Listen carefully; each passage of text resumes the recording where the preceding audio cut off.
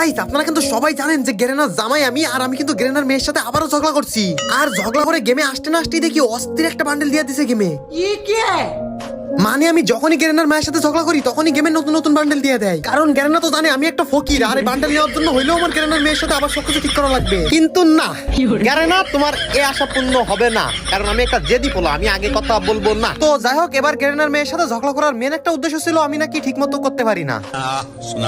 আরে আরে আরে আপনারা কি সব ভাবেন? আরে গেম খেলার কথা বলতেছি, অন্য কোনো কিছু না। তো যাই হোক, এখন কিন্তু গেমের মধ্যে চলে আইছি। ওই সেম সব এই কই এর সালা শটটা, ওরে বাবারে বাবা। যাই হোক গাইস, কোনো কিছু ভালো লাগতেছে না, আমার জেদ আছে। এবার আমি নিজের ডায়মন্ড দিয়ে বের করার জন্য চলে যাব গেমের লবিতে এসে একটু ভাবসাব নিতে গিয়ে দেখি আমার মেল বক্স জ্বলে। তো মেল বক্সে ক্লিক করে ওরে ভাই, মানে গ্যারেনা আমার এই বান্ডেলটা দিয়ে দিছে, অস্থির লেভেলের ওপি লেভেলের বান্ডেল।